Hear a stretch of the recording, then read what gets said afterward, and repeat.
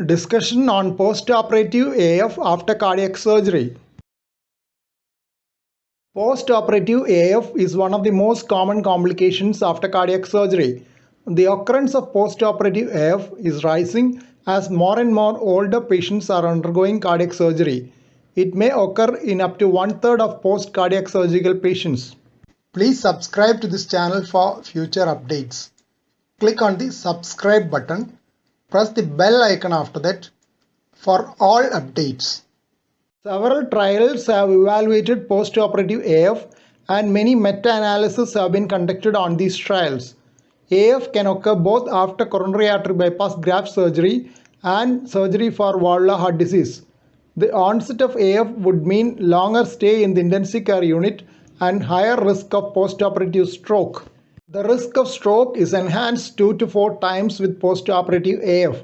In addition, there is a chance for delirium and cognitive dysfunction in these cases.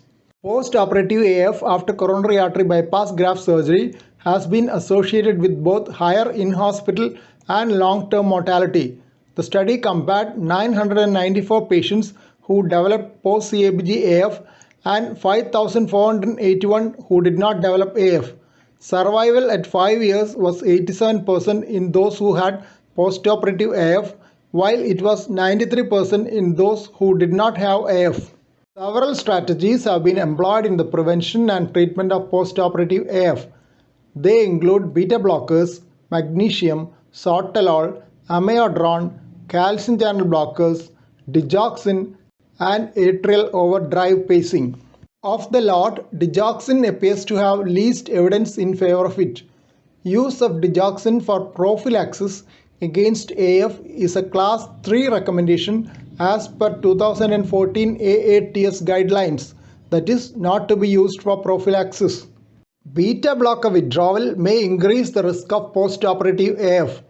Continuation of beta blockers is a class 1 recommendation in 2014 AATS guidelines. Sotalol appears to be more effective than conventional beta blockers in some studies. Various forms of atrial pacing used in the prevention of postoperative AF are right atrial pacing, biatrial pacing, left atrial pacing, and Bachmann's bundle pacing. Several trials have evaluated the role of pacing, but the overall results have not been very encouraging, though there was mild reduction in the incidence of postoperative AF. Amiodarone has been evaluated in several trials with fair results. 2014 AATS guidelines gave a class 2A recommendation for the use of amiodarone in postoperative AF. They advise caution while selecting doses for intravenous or oral route because cases of ARDS had been reported following pneumonectomy with cumulative intravenous doses above 2150 milligrams. Emergency synchronized cardioversion is needed in postoperative AF with hemodynamic instability. That is a class 1 recommendation. Beta blockers and non-dihydropyridine calcium channel blockers like diltiazem have a class 1 indication for rate control in postoperative AF. Caution is advised in those with left ventricular dysfunction, heart failure or hypotension. Intravenous amiodarone has a class 2A recommendation in these situations. Amiodarone has a potential for converting AF to sinus rhythm. Hence, if it is initiated after 48 hours of onset of AF, transesophageal echo to rule out left atrial or appendage thrombi and anticoagulation are to be considered if feasible. Here are the first set of references. Second set of references are here.